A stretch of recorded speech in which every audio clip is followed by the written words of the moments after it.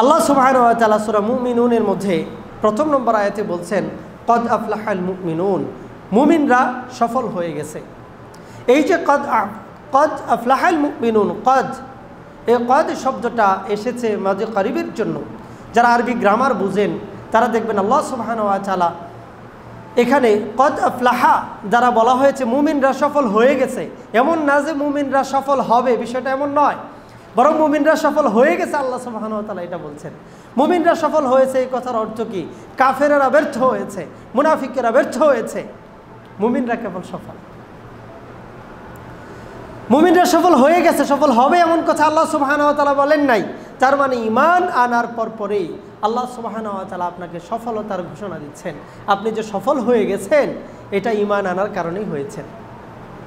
আমরা দুনিয়াতে জাগতিক যে সফলতা দেখি, মনে করি যে ক্যারিয়ার, একটা যদি চমৎকার একটা ক্যারিয়ার থাকে তাহলে আমরা সফল। ধরুন বিসিএস ক্যাডার হলো, কেউ ডাক্তার হলো, কেউ ইঞ্জিনিয়ার হলো, তাহলে এই ব্যক্তিগুলো সফল, এটা মানুষ মনে করে। কারো 6-7 তলা একটা বিল্ডিং থাকলো, কারো 10টা 5টা বাড়ি থাকলো, গাড়ি থাকলো, কারো পাওয়ার থাকলো, মন্ত্রিত্ব থাকলো, এমপিত্ব থাকলো, মানুষ মনে করে এগুলো সফল না। এগুলোকে কোথাও সফলতার মানদণ্ড হিসেবে ধরা হয় নাই।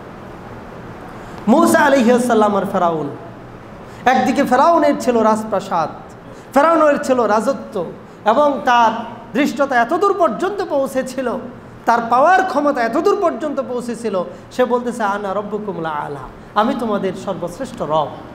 তাহলে কতদূর পর্যন্ত তার পাওয়ার এবং ক্ষমতা আল্লাহ সুবহানাহু ওয়া তাআলা তাকে দিয়েছিলেন।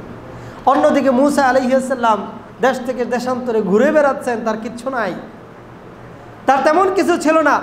আপনাদেরকে যদি এই প্রশ্ন করা হয় যে মূসা আলাইহিস সালাম সফল ছিলেন নাকি ফেরাউন সফল ছিল, আপনারা কি এই কথার উত্তর দিবেন না যে মূসা আলাইহিস সালাম সফল ছিলেন? কিন্তু মূসা আলাইহিস সালামের ঈমান ছাড়া আর ছিলটা কি?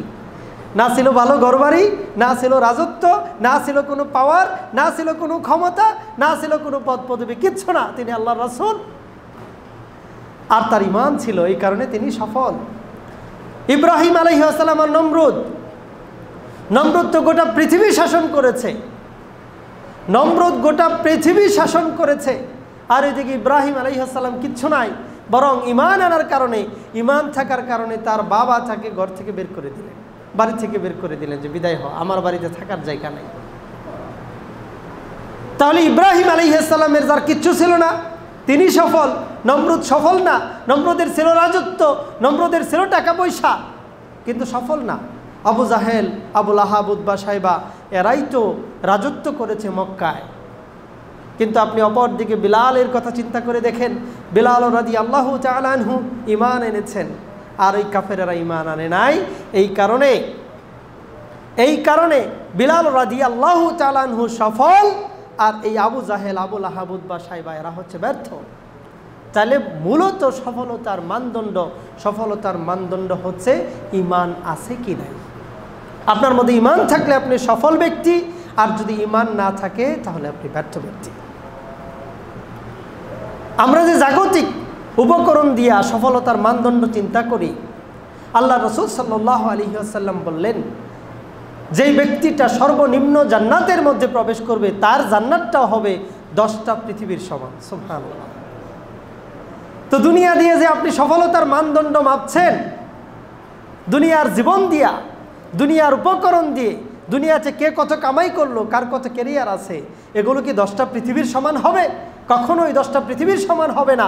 তাহলে সর্বনিম্ন ঈমানটাও যার মধ্যে আছে, যেই ব্যক্তিটার মধ্যেও আছে, যে ব্যক্তিটার মধ্যে আছে সর্বনিম্ন ঈমান, আল্লাহ রাসূল সাল্লাল্লাহু আলাইহি ওয়াসাল্লাম বলছেন যে তাকে 10টা পৃথিবীর সমান জান্নাত দেওয়া হবে। সুবহানাল্লাহ। তাহলে সফলতা কোথায়? সফলতা হচ্ছে ঈমানে। ঈমান না থাকলে মানুষ ব্যর্থ হবে। আমরা ঈমান চিনি না, আমরা ঈমান জানি না। একজন মুমিনের কি বৈশিষ্ট্য থাকা দরকার, একজন মুমিনের কি গুণাগুণ থাকা দরকার, কোন কোন কাজগুলো করলে ঈমান ভেঙে যায়, ঈমান কেটে যায়, কোন কোন কাজগুলো করলে ঈমান দুর্বল হয়ে যায়, এই বিষয়গুলো আমাদের জানা নেই। ঈমান কেটে যায়, ঈমান দুর্বল হয়ে যায়, এটাই আহলুস সুন্নাহ ওয়াল জামাআতের আকীদা। আল্লাহর নবী সাল্লাল্লাহু আলাইহি ওয়াসাল্লাম বললেন, ঈমান অধ্যায়ে সহিহ মুসলিমের মধ্যে হাদিসটা এসেছে, 213 নম্বর হাদিস। আল্লাহর নবী সাল্লাল্লাহু আলাইহি ওয়াসাল্লাম বললেন, ইউসবিহু রাজুলু মুমিনান ওয়া ইউমসি কাফিরান ওয়া ইউমসি মুমিনান ইউসবিহু কাফিরান ইয়াবিউ দীনাহু বিআরাদিম মিনাদ দুনিয়া। আল্লাহ নবী সাল্লাল্লাহু আলাইহি ওয়াসাল্লাম বলতেছেন, সকালবেলা একজন লোক ঈমান আনবে, সন্ধ্যাবেলা সে কাফের হয়ে যাবে। চিন্তা করেন, সকালবেলা ঈমান আনবে, সন্ধ্যাবেলা কাফের হয়ে যাবে। আর সন্ধ্যাবেলা ঈমান আনবে, সকালবেলায় কাফের হয়ে যাবে। ইয়াবিউ দীনাহু বিআরাদিম মিনাদ দুনিয়া, তারা সামান্য দুনিয়া লাভ করার জন্য তাদের দিনকে তারা বিক্রি করে দেবে। চিন্তা করেন, আল্লাহ যেন আমাদেরকে এই হতভাগাদের অন্তর্ভুক্ত না করেন, আমিন। এরকম ঘটবে শেষ জামানায়, দিনকে তারা বিক্রি করে দেবে সামান্য দুনিয়ার জন্য। তো আমরা যদি দিনকে বিক্রি করে দেই, আমরা যদি দিন হারা হয়ে যাই, আমরা যদি ঈমান হারা হয়ে যাই, তাহলে আমাদের থেকে বড় কপাল পোড়া আর কেউ থাকবে না।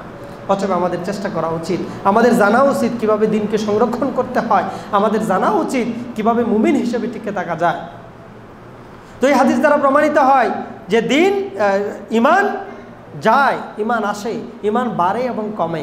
আল্লাহ সুবহানাহু ওয়া তাআলা বলছেন সূরা আনফালের মধ্যে ৮ নম্বর সূরার ২ নম্বর আয়াতে উল্লেখ করা হয়েছে, ইন্নামাল মুমিনুনা আল্লাযীনা ইযা যুকিরাল্লাহু ওয়াজিলাত কুলুবুহুম ওয়া ইযা তুলিয়াত আলাইহিম যাদাতহুম ঈমানা ওয়া আলা রাব্বিহিম ইয়াতাওয়াক্কালুন।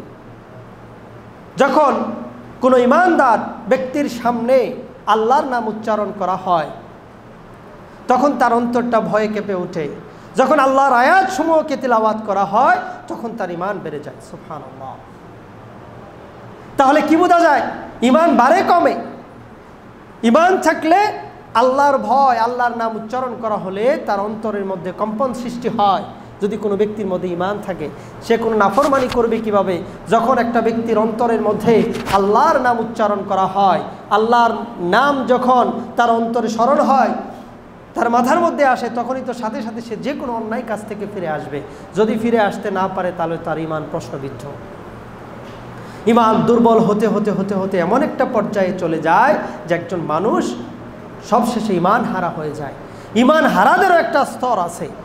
ঈমান হারা হইতে হইতে এমন অবস্থায় পৌঁছে যায় যে আল্লাহ সুবহানাহু ওয়া তাআলা বলছেন যে খতামাল্লাহু আলা কুলুবিহিম, আল্লাহ তাদের অন্তরের মধ্যে মোহর মেরে দেন। সুম্মুন বুকমুন উমিয়ুন ফাহুম লা ইয়ারজিউন, এরা অন্ধ, এরা বধির, এরা চোখে দেখে না, এরা কানে শুনে না, এরা অন্তর দিয়ে বুঝে না। এমন এক পরিস্থিতির তৈরি হয় যে আল্লাহ অন্তরের মধ্যে মোহর মেরে দেন। এমনও ব্যক্তি আমাদের সমাজের মধ্যে আছে। তো আল্লাহ সুবহানাহু ওয়া তাআলা আমাদের ঈমানকে সমৃদ্ধ করুন। তো ঈমান হচ্ছে সফলতার মাপকাঠি। আল্লাহ সুবহানাহু ওয়া তাআলা বললেন, কদ আফলাহাল মুমিনুন, মুমিনরা সফল হয়ে গেছে। টাকা পয়সা, ধন দৌলত দিয়ে সফলতা আসে না, ক্যারিয়ার দিয়ে সফলতা আসে না, বরং সফলতা আসে ঈমান দিয়ে।